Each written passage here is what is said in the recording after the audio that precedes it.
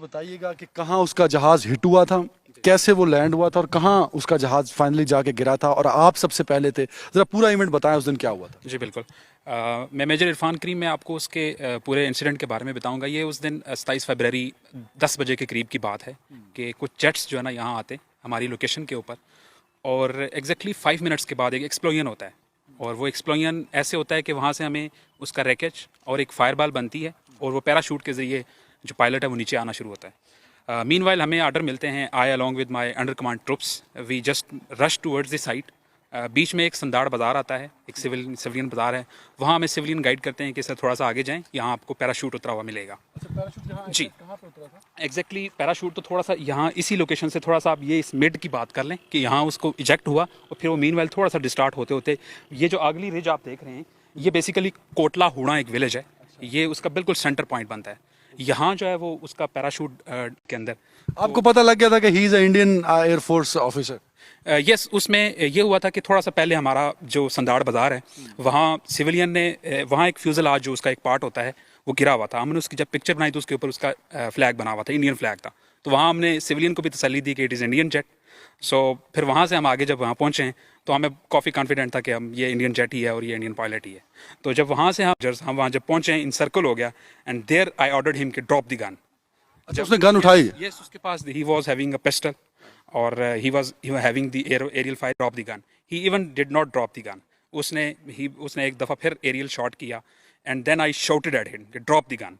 Then he threw the weapon into the water, और वो फिर मेरे एक सोल्जर ने उठा के मेरी तरफ फेंका।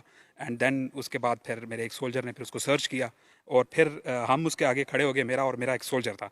हम उसके आगे खड़े हो गए, फिर हमने सिविलियन को बताया कि now he is in safe hands. To be very honest he was very confuse initially, very confuse, क्योंकि उस टाइम तक उसे कोई पता नहीं था कि मेरे साथ क्या होने वाला है। But first of all once I saw his name plate it was written Abhinandan, अभी। So I was also not clear what is Abhi. I asked him what is your name. He was asking Abhi Abhi. Then I asked what is your complete name. Then he said Abhinandan Varthaman. So initially we were not clear what is his name.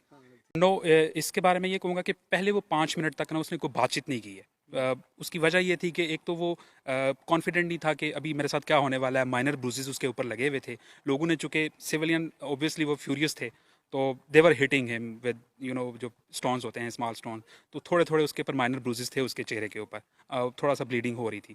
But जब वो 4-5 minute का जो searching वगैरह हो गई, तो उसके बाद जब वो पता लग गया कि now we are in hands of Pakistan army, तो then he got compose. As an army person? जी बिल्कुल। ये इवन हमारे फैमिली से, और जब हम पीएमए में जाते हैं तो वो भी एक हमारी फैमिली होती है, तो वहाँ से ही हमें ये ट्रेनिंग दी जाती है कि आपने जो बेसिक ह्यूमन जो एक कर्टसीज हैं उसको कभी नहीं बोलना।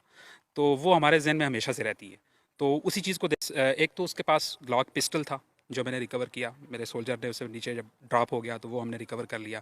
फिर उसके अलावा जब हमने मज़ीद सर्चिंग की, चूँकि मेरे जहन में था कि शायद उसके पास कोई ग्रेनेड वगैरह हो, तो जब हमने सर्च वगैरह किया तो फिर उसकी जो सर्विस रिकॉर्ड था एंड अदर डॉक्यूमेंट्स जो कुछ कॉन्फिडेंशियल्स थे वो फिर हमने रिकवर किए।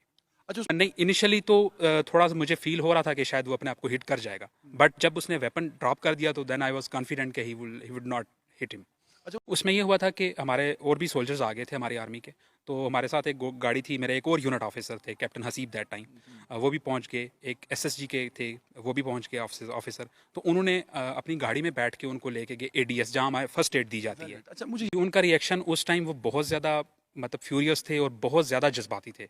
और मतलब वो ये कह रहे थे कि इसको हम जाना किसी सूरत में इसको छोड़ेंगे नहीं। But to be very honest फिर उनको आहिस्ता आहिस्ता फील हो गया कि now he is in safe hands, और पाकिस्तान आर्मी ने उसे पकड़ लिया है, और होपफुली जो है ना दुश्मन की चाल में पता